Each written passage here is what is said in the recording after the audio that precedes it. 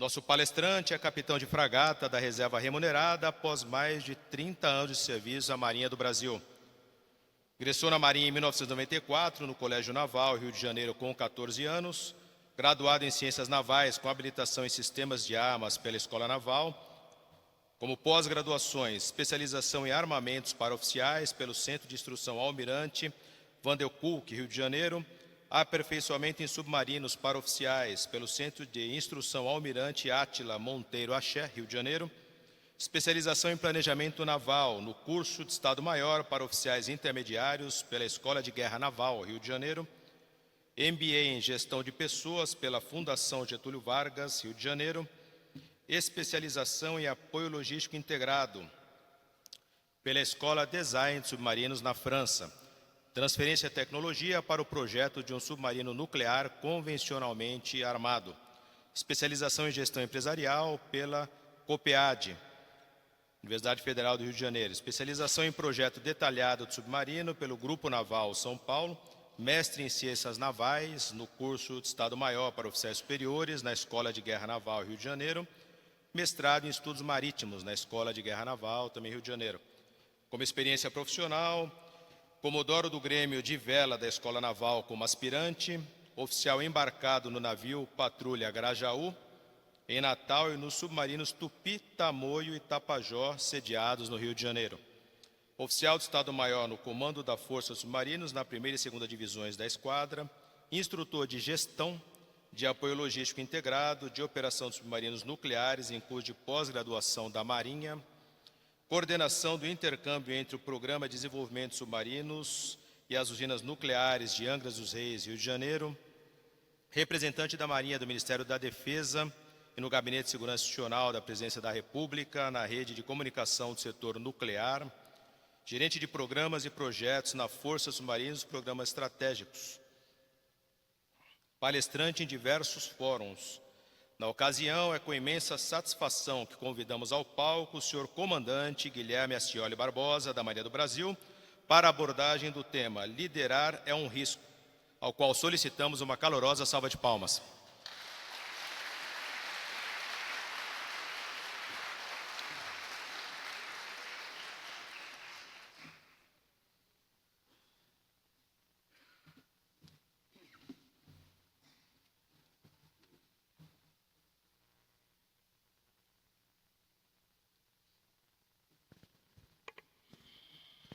Bom dia a todos, me escutam bem? Permissão, coronel? É uma satisfação imensa, uma honra estar aqui neste fórum, nessa casa muito honrada, que é a Polícia Militar do Estado de São Paulo. Por meio do coronel Fedrizzi, eu tive a possibilidade de conhecer mais e mais essa instituição que nos fez escolher, não sei se os senhores perceberam, né? Eu não sou daqui, né? Um pouquinho de sotaque carioca. Fez escolher residir aqui em São Paulo. E é muito gratificante estar aqui podendo retribuir um pouco a tão nobre força que possibilita aos moradores, residentes e transeuntes aqui pelo estado de São Paulo terem essa percepção de segurança, que é um grande diferencial, principalmente para quem vem do estado do Rio de Janeiro. Na Marinha, muitos de nós associamos a ideia do líder ao farol que guia, ao farol que ilumina, que dá a segurança para aos demais navegadores. E a pergunta que nos colocamos para guiar essa nossa conversa foi uma pergunta: liderar é um risco? E vamos conversar nessa abordagem. Eram 17h50 de uma terça-feira do mês de junho. O tenente Antônio estava descendo do seu posto no passadiço do submarino Tupi, acompanhado dos outros 2 sargentos. Ele tinha aproveitado aquele momento para fumar o último cigarro. Ele e esses 2 sargentos eram os únicos 3 fumantes de uma tripulação de 42 submarinistas. E iam ficar 5 dias sem poder exercer esse vício, porque o submarino está mergulhado, fazendo exercícios até o porto de Vitória. Quando ele desceu do passadiço pelo torreão, que é aquela escada que vem descendo pela vela do submarino, ele esbarrou, já que ele era grandão, né? Ele é alto, 1,90 m, magricelo, e toda pessoa que é alta no submarino tem um problema de expor a sua característica de desengonçado. Nada contra as pessoas altas, não há inveja, mas ele deu uma botada na cabeça do imediato que passava por baixo, ali na hora. Ele não percebeu. O imediato não se machucou, mas não ia perder a viagem. O então capitão de fragata, Augusto, chegou, escutou as desculpas, as escusas do tenente Antônio. Os sargentos que estavam vindo logo depois dele queriam se esconder, queriam correr daquela situação. E o comandante Augusto, com aquele sotaque gaúcho que lhe era característico, com a sua assertividade na fala, direto, sempre ao ponto, nunca deixando uma mensagem nas entrelinhas, chegou e mandou com ar paternal, mas aquele pai do interior das Serras Gaúchas, eu não vou imitar o sotaque dele, tá? Porque eu não tenho essa capacidade. Falou: Antônio, tomara que você tenha aproveitado muito bem o pôr do sol aqui na saída de Arraial do Cabo. Que essa imagem fique por muito tempo na sua cabeça, mesmo sabendo que você vai morrer cedo. E o Antônio deu aquele baque. Isso mesmo, porque o comandante Augusto tinha perdido há 3 meses atrás a irmã dele por câncer de pulmão.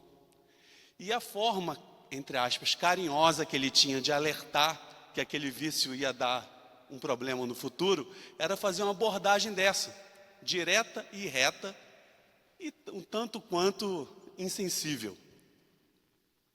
O tenente Antônio, com um sorriso amarelo, literalmente amarelo, por causa da nicotina também,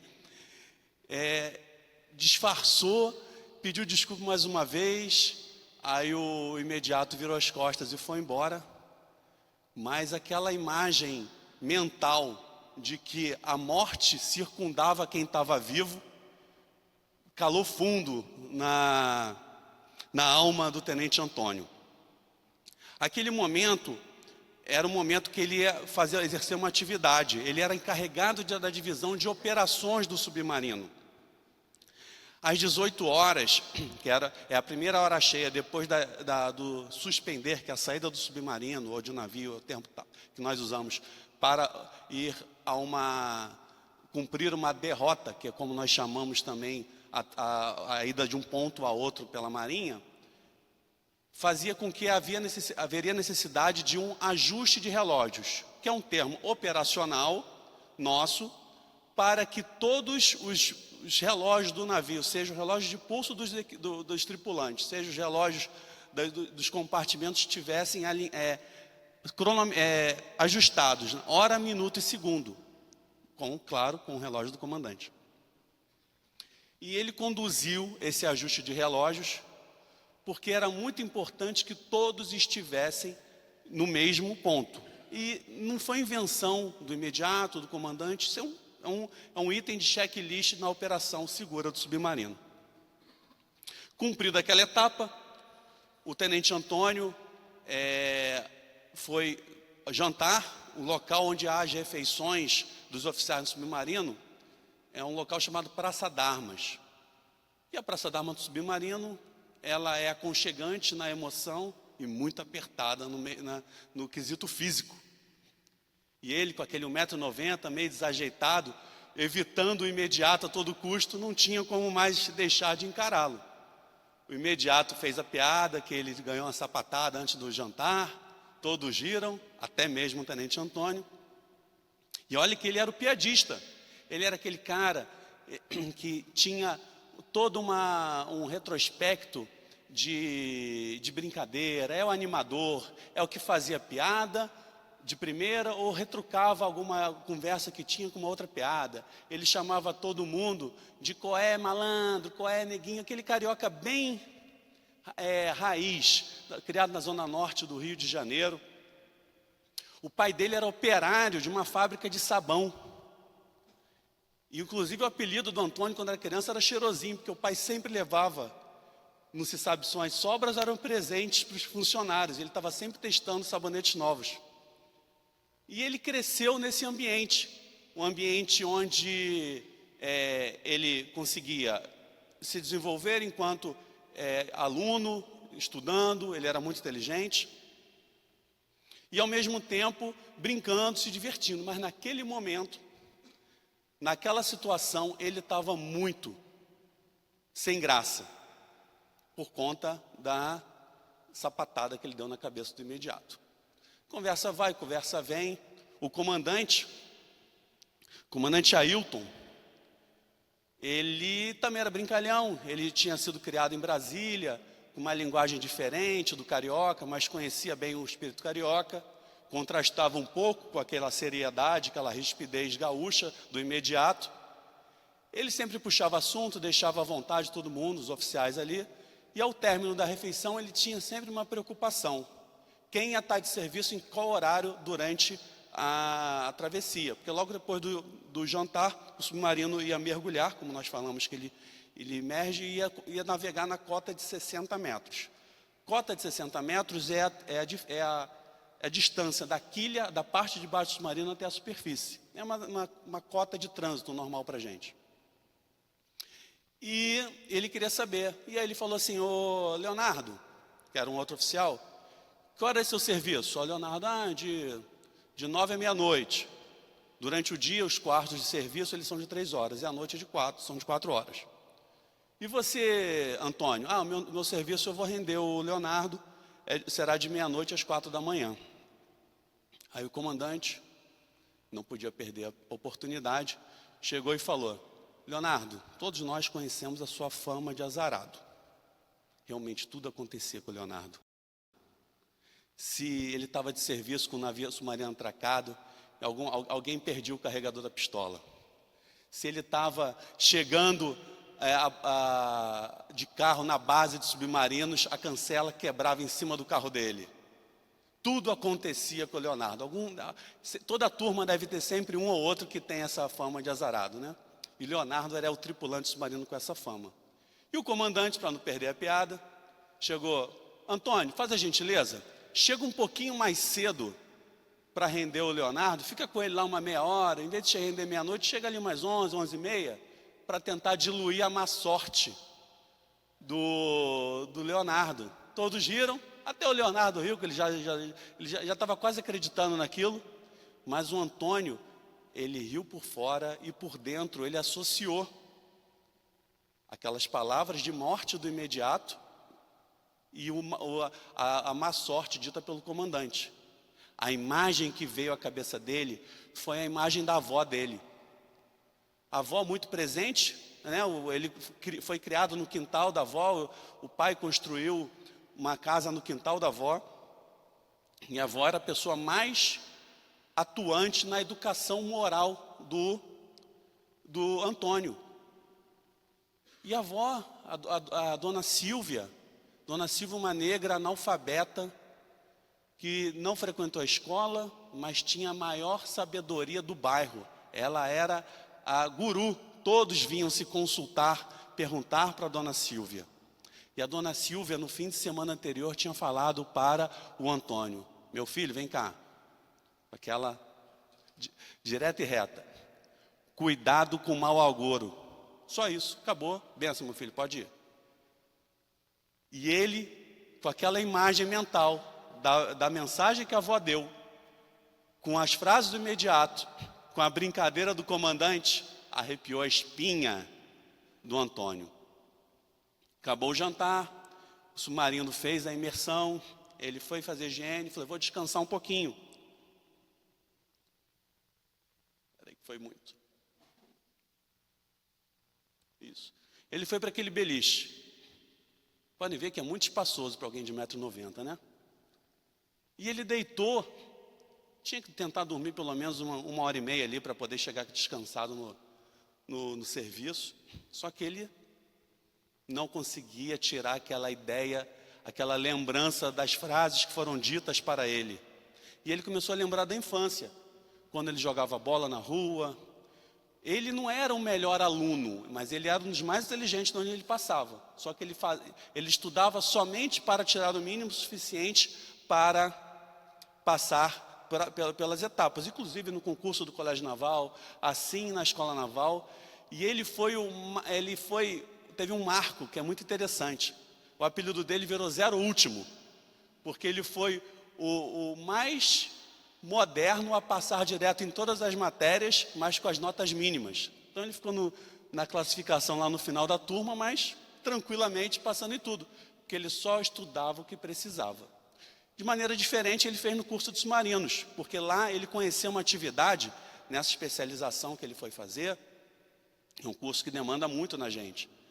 É um ano de curso em que, eu lembro que eu estudava 16, 17 horas por dia, né? A minha olheira chegava quase no meu queixo. E ele também tinha uma capacidade muito boa de assimilar, e ele quase foi o primeiro colocado do curso, talvez no finalzinho ali, por não ter aquele cacuete do bom aluno, perdeu um ou 2 décimos ali, ficou em segundo colocado na turma dele.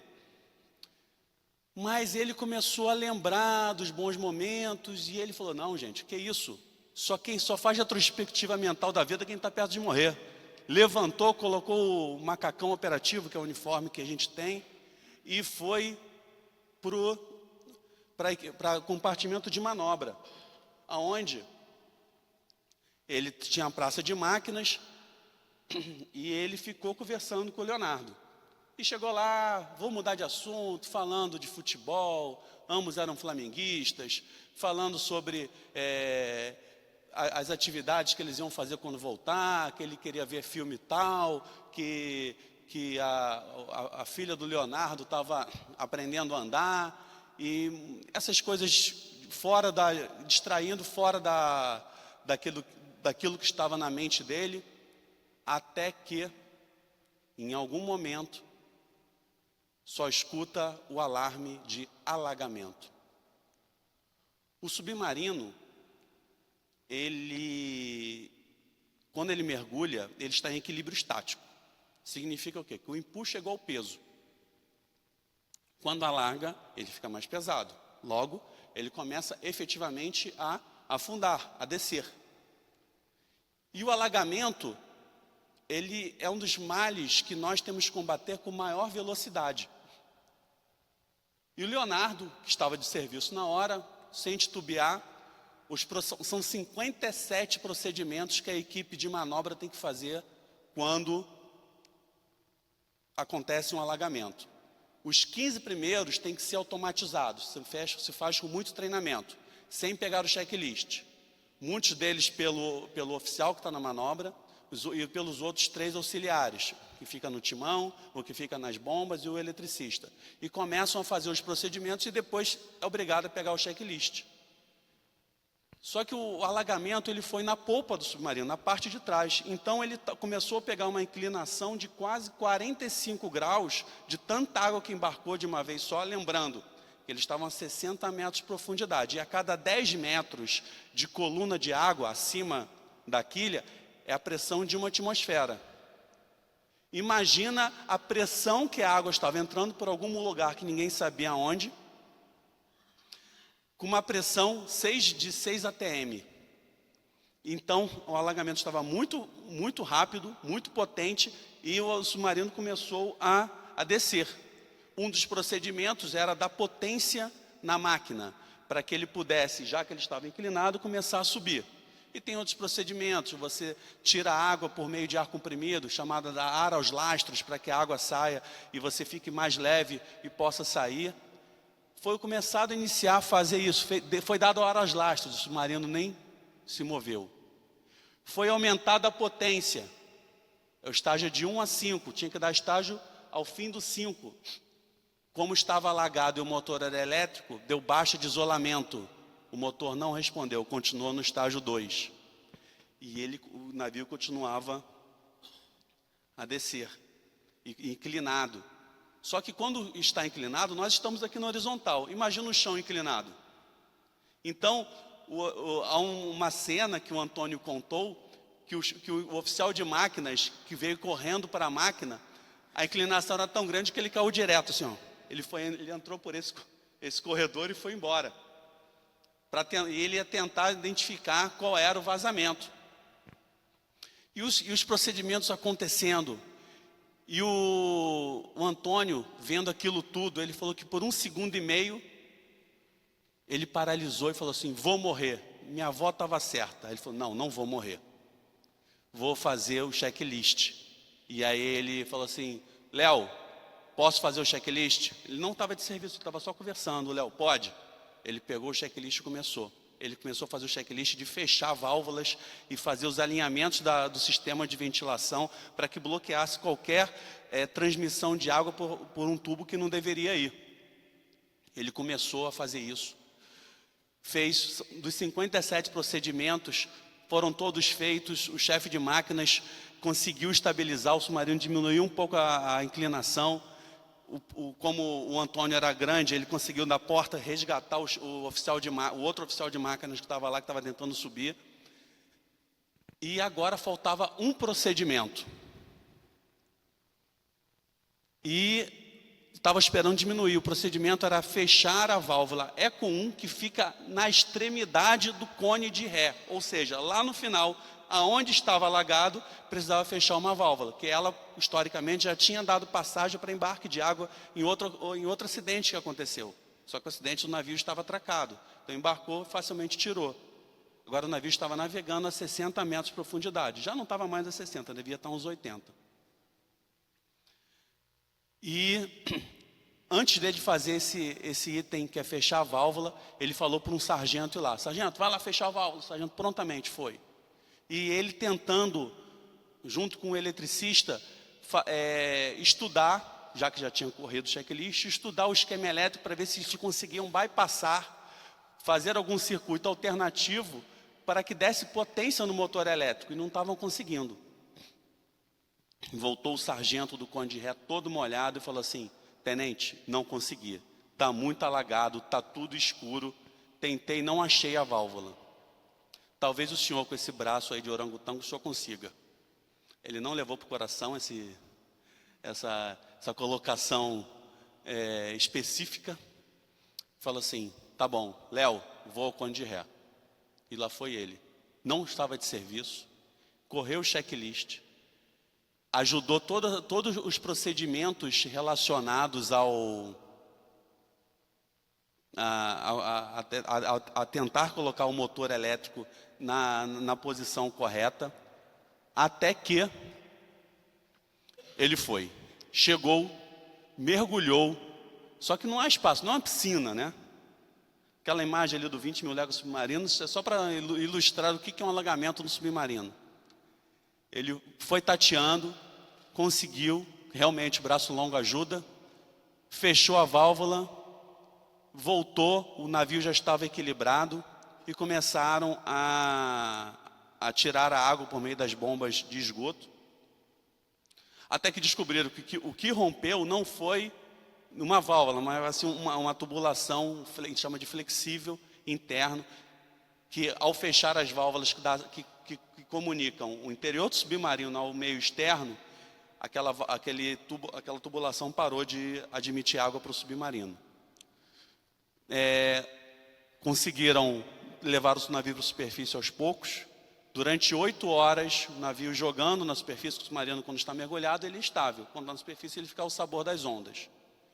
E eles cumpriram todo o protocolo de manutenção, limpeza, secagem do motor elétrico e continuaram seguindo a viagem, todos vivos, todos ressignificando vários valores, porque nessa hora tudo passa na cabeça. Muitas mágoas são reavivadas no coração, porque há um risco efetivo de morte. E o navio seguiu adiante para cumprir o plano de adestramento lá para Vitória. Disso tudo, até hoje, o Tenente Antônio, essa história é baseada em fatos reais, um nível de veracidade alta, foram incrementados alguns pontos.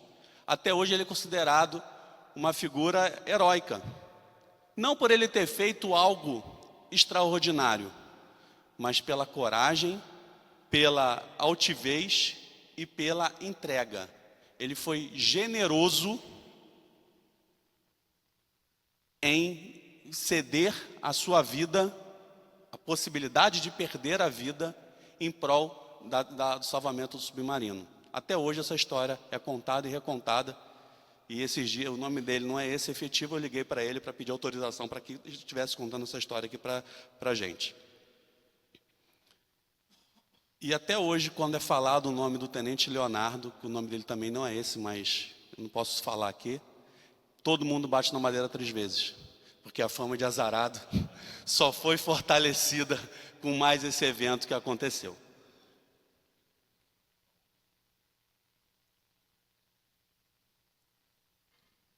Vamos lá? Poderia me ajudar, técnica?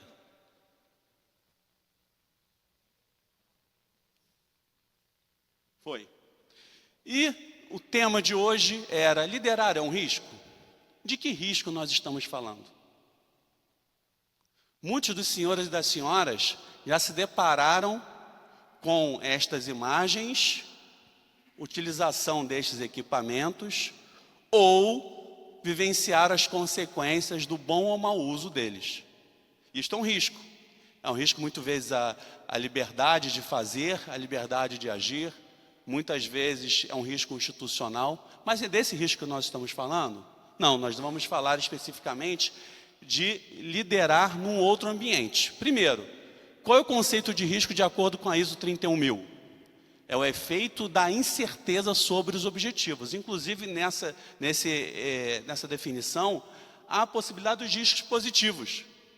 Né? Os riscos positivos, por exemplo, de fazer uma coisa que é uma incerteza e ter um resultado melhor do que o objetivo inicial. Como também há outros riscos, os riscos orçamentários financeiros, os riscos de imagem, como foi falado há pouco. Mas o risco que nós vamos falar, que é o foco da liderança, onde que nós queremos abordar, a liderança em que ambiente? Ambiente do risco de morte. Porque essa é a liderança que há maior probabilidade de ter um prejuízo grande, não só para o líder, mas para a sociedade. E principalmente para os que ficaram em casa. Ninguém gosta de dar notícia para recém-viúva que ela está viúva. Para os garotos que eles estão órfãos. E muitas vezes são membros da nossa equipe que não retornaram para casa. Membros do nosso batalhão, da nossa unidade, que não voltaram. E a liderança nesse ambiente, onde o risco de morte é eminente, exige mais do que simplesmente liderar uma equipe de vendas no varejo. Quando a gente fala de risco de morte, mas o nome não era risco de vida, é um problema semântico. Já se discutiu porque o risco de vida não teria muito sentido, porque ninguém que está vivo tem risco de viver, já está vivo. A não ser Lázaro na Bíblia, né, que tem uma outra situação, mas o risco é de morte. Então vamos falar a partir desse termo. Então o contexto da nossa palestra é risco de morte. Foi o que vivenciou o Tenente Antônio, desde o medo das palavras escutadas até o fato real no submarino. Para tal, nós estamos propondo uma análise da liderança em ambiente de risco de morte a partir de 4 pilares, 4 características que, por meio da minha vivência, de estudos, de análise de muitas situações de liderança, trabalhos de fim de curso, das 9 pós-graduações, 3 delas foram trabalhos de conclusão de curso, envolveram estudos relacionados à liderança, a risco e gestão do conhecimento vocacionado para isso.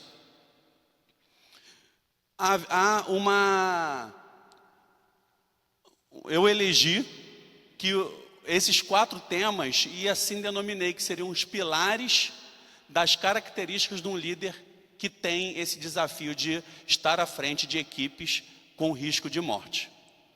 O primeiro dele, primeira característica, seria a mentalidade. O que seria a mentalidade? Algo intrínseco, algo que não dá para medir, mas que é perceptível por todos os que estão à volta. A mentalidade de um líder, ela começa em algum lugar.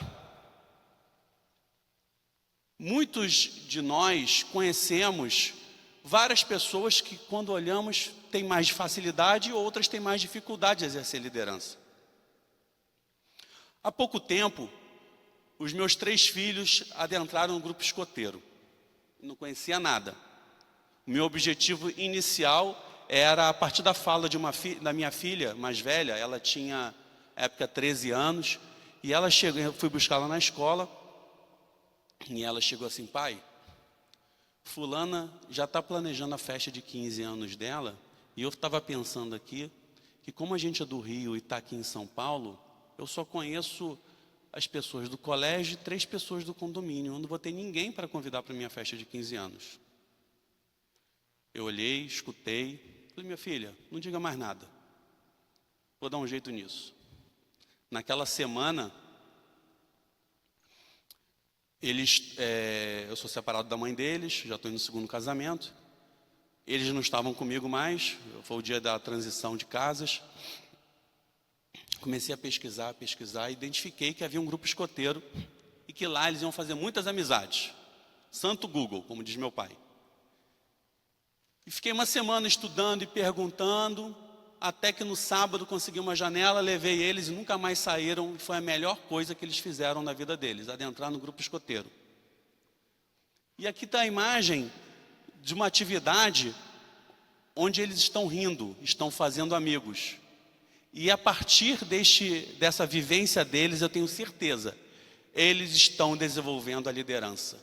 A mentalidade de liderança está sendo viva a cada instante, quando eles planejam um acampamento, quando eles são liderados, quando eles são líderes numa barraquinha que vende brigadeiro para arrecadar dinheiro para o grupo, quando eles vão para alguma festividade. Meu filho, esses dias, ele foi para um asilo, lá em Guarulhos. Eles foram no sábado, ficaram arrumando num bazar de um asilo, e eles trabalharam na arrumação, e no outro dia eles trabalharam no bazar para poder arrecadar fundos para o próprio asilo. E tem uma foto que foi publicada lá no grupo de pais do grupo escoteiro, que é meu filho levando uma senhorinha, 90 e poucos anos, não falava português, era de origem japonesa, ela rindo, ele rindo, e eu perguntei: meu filho, o que vocês estavam conversando ali? Ela: papai, eu estava falando uma coisa, ela falava outra, não entendia o que ela falava, nem eu entendia o que ela dizia, mas nós estávamos nos entendendo. E a mentalidade de liderança também está nisso, em ser generoso. Você não precisa estar dominando toda a situação, mas precisa sim ter uma mentalidade de entrega. E nessas atividades, tal como também as atividades esportivas, elas geram possibilidade de desenvolver a liderança. Muitos daqui têm filhos, ou sobrinhos, ou muitos tiveram a oportunidade de ter uma experiência de ser filhos de alguém, ou então ser criados por alguém cuja figura se tornou a figura paterna e materna.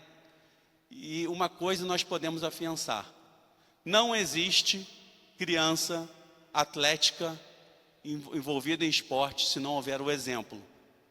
Então, se nós, na formação de mentalidade, sejam dos mais jovens da nossa corporação, sejam dos nossos filhos, um papel importante no desenvolvimento da mentalidade é o exemplo. Ainda sobre mentalidade, desafio.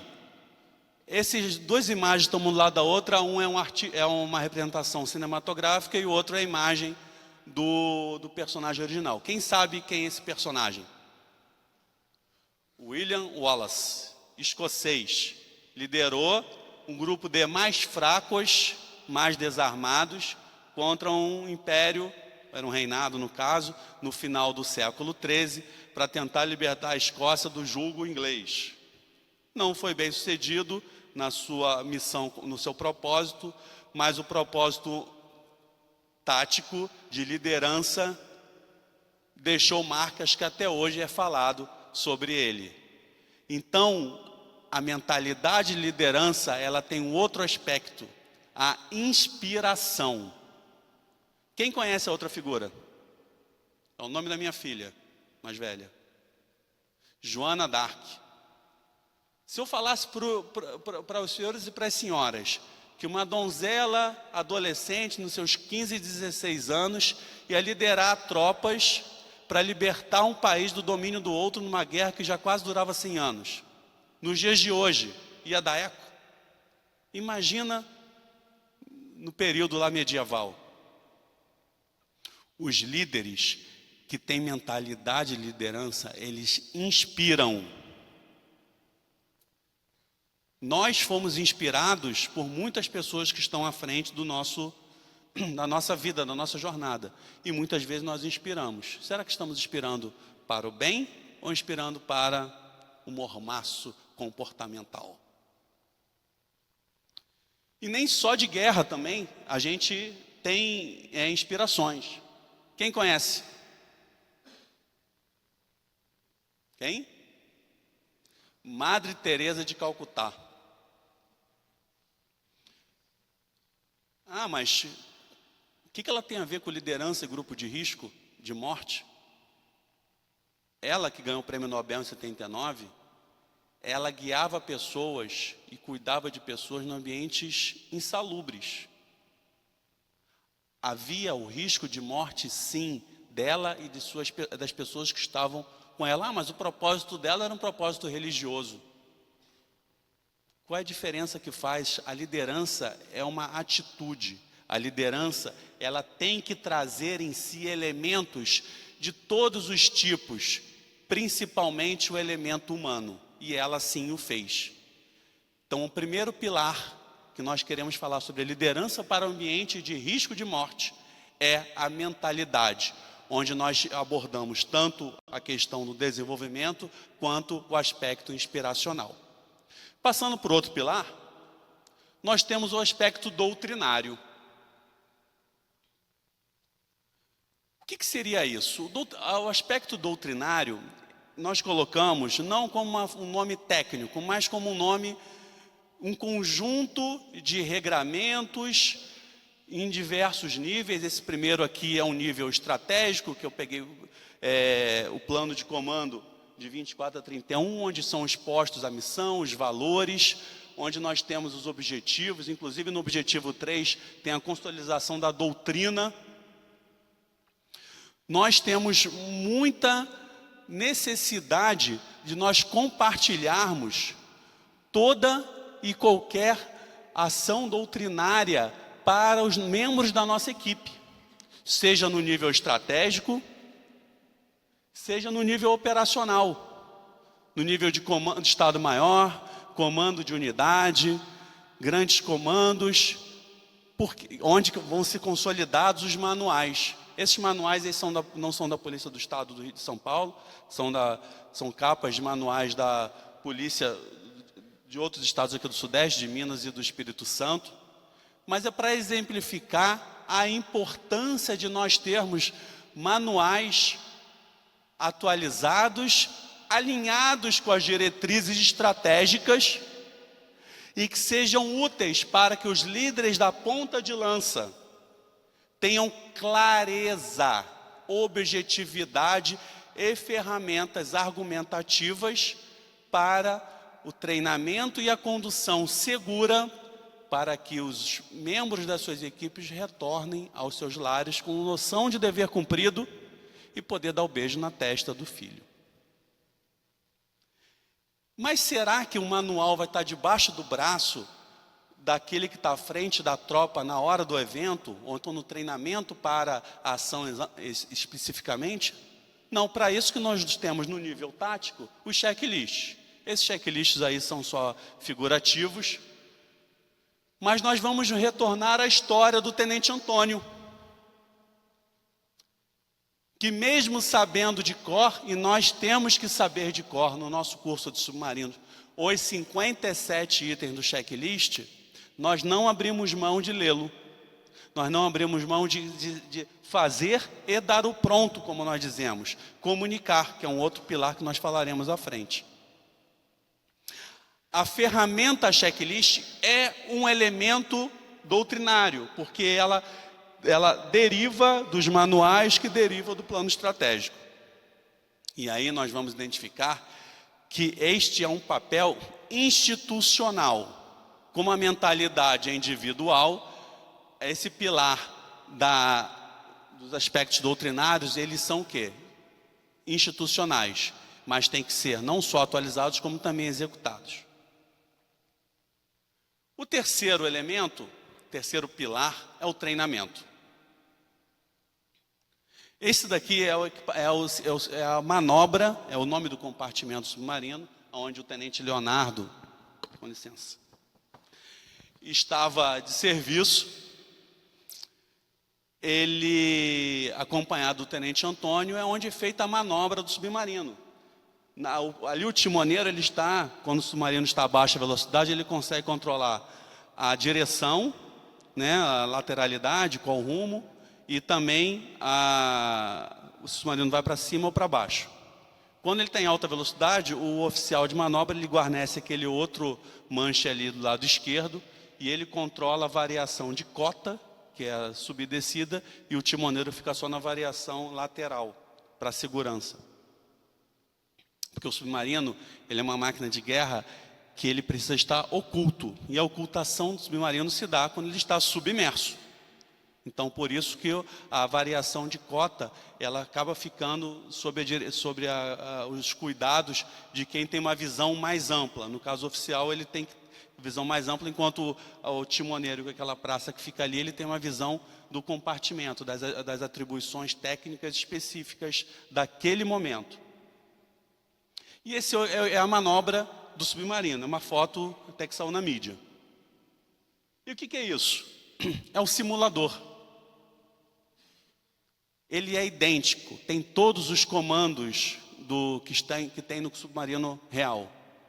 No meu curso de submarinos, eu tinha ido muito bem na parte teórica.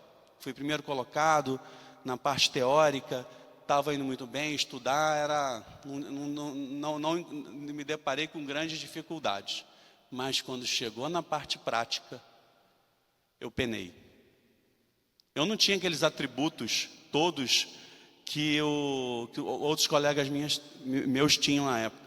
Então eu preciso, inclusive no fim de semana, na véspera da prova, eu convenci lá o instrutor a me aceitar. Então fiquei sábado e domingo, full time no simulador, para poder pegar os requisitos mínimos lá de prontidão para o submarino. E esse simulador, tal como nós temos outros simuladores de vários sistemas, eles possibilitam a transição de uma pessoa que tem pouca prática para o domínio daquela ação. Tem um livro chamado Outliers, que ele traz uma noção das chamadas 10 mil horas de prática. É questionável, mas em média, se exercermos bem, efetivamente, 10 mil horas de prática, nós vamos dominar com excelência aquela atividade. Muitos dos senhores e senhoras têm 10 mil horas de prática em muitas coisas. E com certeza conseguem já automatizar aquela atividade. Mas não é por estar automatizado que não deve ser treinado mais.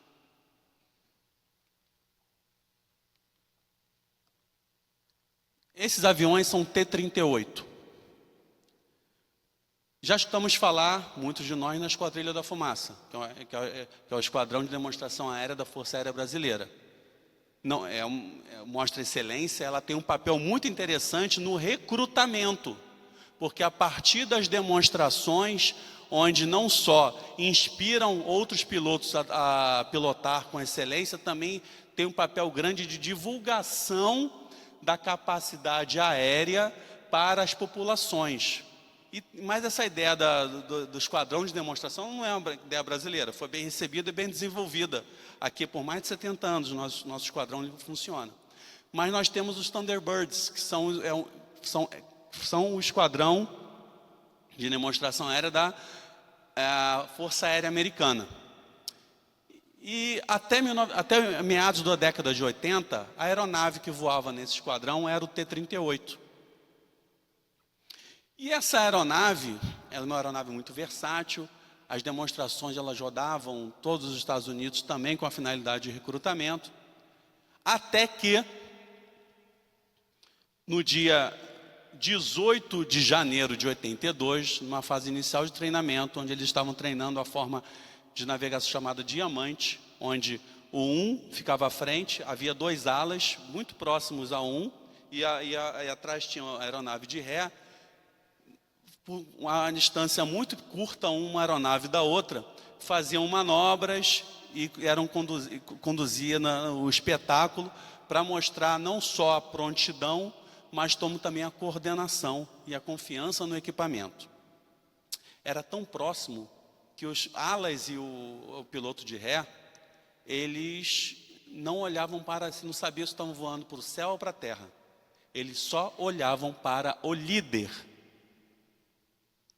Tal como as praças e os militares olharam para o tenente Antônio e falaram assim: o senhor pode ir lá fechar a válvula Eco 1, e confiaram nele, a conclusão do checklist, esses pilotos que formam o Diamante, eles só olham para o líder, e o líder é que sabe se ele está indo para o céu ou para a terra. Infelizmente, nesse dia, eles estavam fazendo essa formação Diamante muito próximo da terra, por alguma situação que não se sabe, nunca saberá, talvez só Deus, eles foram em direção à terra. Os 3 pilotos talvez tenham sido contados por Deus o que aconteceu para eles, mas todos morreram porque seguiram cegamente, e assim deveria ser o líder. O líder, por algum momento, por alguma razão, foi para baixo e bateu na terra. Infelizmente, isso acontece. Muitos de nós já perdemos colegas de trabalho em atividades de risco. Até mesmo em treinamentos, teve uma situação interessante. Antes de ser submarinista, eu era oficial de convés de um navio patrulha lá sediado em Natal. E eu era aquele oficial de lançamento e pouso de aeronaves, que vestia aquele colete amarelo, que ficava fazendo as aproximações, né? Os pilotos até chamavam lá, OLP, que é o oficial de lançamento e pouso, chamava a gente de olha lá o palhaço, que eles ignoravam o que a gente fazia, mas tinha que fazer.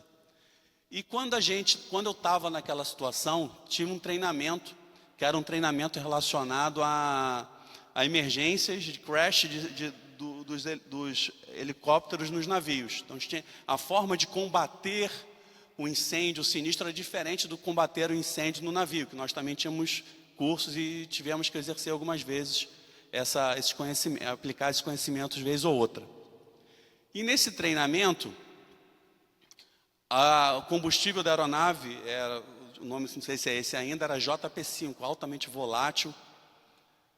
E ia ser a simulação na prática de uma explosão. Então eles pegavam um balde de JP5, assim, jogavam, acendiam o isqueiro e vinha aquela bola de combustível pegando fogo para explodir no chão. E nós tínhamos que manter uma distância certa para nós nos acostumarmos àquela situação. Na época eu não usava óculos. E o vento mudou na hora da explosão. Cheguei em casa sem sobrancelha, cílios, todo lado direito, né? Cresceu de novo, não muito certo. Mas acontecem acidentes. Mas eu poderia ter perdido a vida ali, poderia ter tido acidentes que foram irreversíveis. E, infelizmente, eles perderam a vida. A partir desse acidente, muitas coisas mudaram. Dentre elas, mudou-se a distância das aeronaves na formação Diamante. Eles começaram a voar numa distância segura, a ponto que cada piloto pudesse ter a noção para onde ele estava indo, e eles voavam perto, mas não tão perto. Até que no início dos anos 2000, o major aviador, cujo codinome era Cajun, ele era o 4º piloto na formação Diamante, mesma distância, ele era o número 4. Numa dessas passagens próximas ao solo, num treinamento, ele perdeu o controle e ele morreu. E morreu sozinho. Muito se discutiu, falaram, viu, graças a Deus, essa escolha tática que fizemos dos pilotos voarem separado, poupou a vida dos outros 3. Só ele morreu. Como se só a vida de um fosse pouco. Mas relativamente em relação a 4, uma discussão semântica fazia um pouco de sentido. Só que houve um líder da esquadrilha que assumiu na década de 2010, que ele falou, não, eu vou provar que voar mais perto é mais seguro. E aí ele provou por meio, ele primeiro propôs, foi aprovado e provou por meio da prática, que voar mais perto ainda, onde a distância da asa do líder fica a 40 centímetros da cabeça do piloto da ala e também da proximidade ali do que está a ré, que fica mais embaixo ainda, é mais seguro do que voar, tanto na formação original quanto na formação separada, porque o treino faz com que o foco fique total.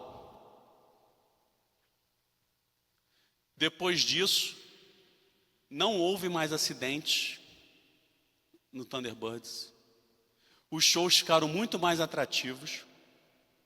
Thunderbirds não são só 6 pilotos, são 130 pessoas que rodam os Estados Unidos inteiros, fazem 50 shows por ano. A partir de 2020, aumentou em 6 vezes o número de voluntários para serem pilotos. O propósito do esquadrão foi atingido, porque houve a coragem e o desenvolvimento da técnica por meio do treinamento. Um pilar da liderança. Treinamento com coragem. Isso aqui é uma imagem do ambiente mais próximo à realidade dos senhores e das senhoras. Não me arriscarei em tecer nenhum comentário técnico e tático ou específico aqui. Mas o de baixo é do caso do pelotão da Polícia do Exército, não é da polícia, de uma polícia militar, o de cima da Polícia Militar lá no Rio Grande do Sul. Mas mostrando a necessidade e a oportunidade de salvar vidas que o treinamento possibilita. Não abramos mão disso. E para que a gente possa completar o ciclo dos pilares, nós vamos falar um pouco de comunicação. Eu acho interessante, né, o código Quebec, né, que é alguma coisa que todos os senhores usam com uma agilidade muito grande. Às vezes eu nem entendo quando um fala com o outro, eu fico tentando pescar e vergonha de perguntar o que é.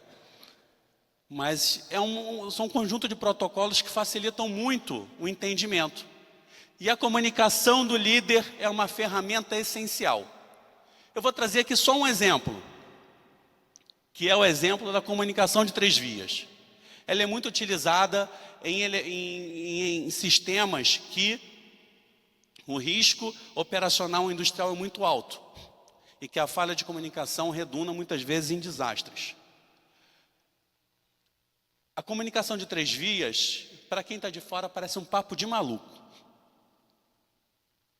Só para dar um exemplo real hoje, a minha filha caçula estava com o aparelho ortodôntico, que foi feito um ajuste semana passada, no sábado, a mãe dela que levou, e hoje de manhã ela passou lá em casa, porque a mãe dela tinha um compromisso cedo, e a minha esposa atual que foi levá-los à escola.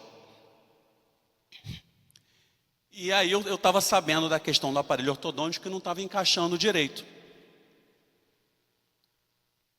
Só que a Gabi, minha esposa, não sabia.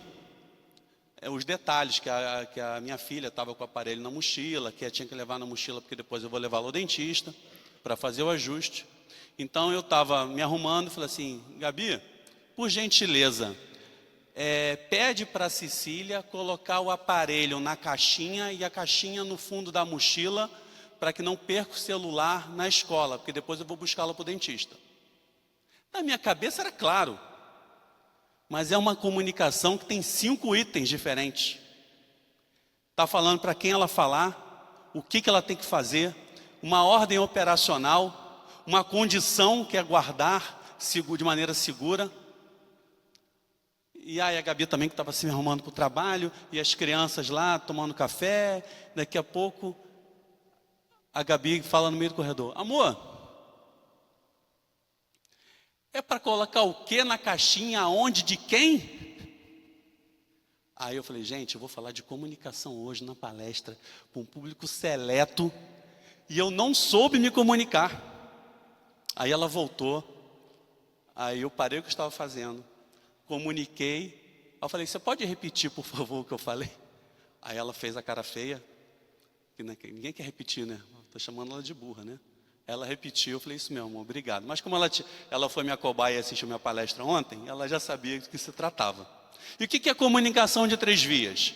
É você falar, o emissor repetir o que ele entendeu e eu repetir mais uma vez, para ele ter certeza que eu escutei o que ele disse. Por exemplo, eu trabalhei a oportunidade que eu tive, eu trabalhei em usina nuclear, na operação de usina nuclear pela Marinha, né, porque nós estamos no programa, eu trabalhei no programa estratégico, além de submarinista também, trabalhei na área nuclear. Sabe aquela roupa amarela que a gente põe? Quando a gente fala nuclear, o pessoal pensa em Simpsons, né? Homer Simpson, ele fez um desserviço para a imagem da operação nuclear, que não tem nada a ver. Inclusive no GSI a gente tinha esse questionamento. Quando eu trabalhei lá na presidência, a comunicação do setor nuclear para a população, a gente tinha que desmistificar o Homer Simpson. Mas, enquanto no setor nuclear verdadeiro, nas usinas lá de Angra, colocava aquela roupa amarela e tinha uma comporta para entrar no compartimento do reator e uma externa e uma interna. Quando a gente chegava na comporta externa, nós tínhamos que ver uma comunicação luminosa, é um tipo de comunicação. Nós tínhamos que avisar abrindo comporta externa. Aí quem estava na comporta interna falava assim, abrindo comporta externa, ciente. E aí a gente falava, abrindo comporta externa. A mesma informação era falada 3 vezes, 2 vezes pelo emissor e 1 vez pelo receptor. Para garantir que ninguém abria as 2 comportas ao mesmo tempo. Porque se houvesse algum vazamento de radionuclídeos durante a abertura, ele ia vazar para o exterior. E nós assim fazemos no submarino também. Não quer dizer que nas operações militares, de policiamento, de segurança do bombeiro, os senhores têm que fazer exatamente isso, mas é bom conhecer que existe esse mecanismo para que possam valorizar a comunicação e muitas vezes ajustar alguns protocolos para que os líderes de equipes de risco de morte possam minimizar o surgimento de órfãos. Valorizem a comunicação. Então, para que nós possamos aqui rumar ao encerramento aqui dessa fase de bate-papo, dentro dos pilares da liderança, nós gostaríamos de ressaltar o papel da responsabilidade dos agentes. Mesmo que a liderança seja cobrada só no fim da linha, a instituição tem papéis fundamentais, tanto no desenvolvimento da doutrina e possibilitar o treinamento, como também dar suporte ao desenvolvimento da mentalidade e prover meios de comunicação. Como indivíduo também, mesmo ele estando à frente da responsabilidade da sua mentalidade como da comunicação, se ele não tiver a boa vontade e não fizer parte da colaboração para não só o desenvolvimento, como a atualização, como o cumprimento da doutrina, bem como e de boa vontade e motivar, incentivar os seus membros das suas equipes a cumprirem o treinamento de forma a entender o papel do treinamento como salvação de vidas, ele não consegue cumprir bem a sua tarefa. Então, os pilares da liderança, eles são intercambiáveis no quesito responsabilidade. E disso tudo, um elemento que é uma causa e consequência, que é a confiança. A liderança para equipes com risco de morte, ela tem como premissa, ela tem como consequência a confiança. A confiança que não só se dá quando vai tomar, como dizem aqui, tomar uma breja ao final do plantão, ou um cafezinho no início do expediente junto. É a confiança de ir para a guerra junto. Nós dizemos na Marinha, quando a gente confia muito na pessoa, pô, eu vou para a guerra com você. Quando a gente tem um comandante que às vezes é muito rigoroso, um chefe que é muito rígido, a gente fala assim, poxa, ele me fala mal, mas ele quer o meu bem. É o imediato do tenente Antônio, que mesmo com aquele mau agouro de falando que ele ia morrer mais cedo, o Antônio sabia que ele queria o bem e podia confiar nele. Porque se ele quer o Antônio vivo, já partiu de uma premissa muito boa. Então, a confiança é um elemento importantíssimo no exercício da liderança. E aí a gente encerra com a resposta à pergunta inicial. Liderar é um risco? Arriscado é não liderar. Muito obrigado.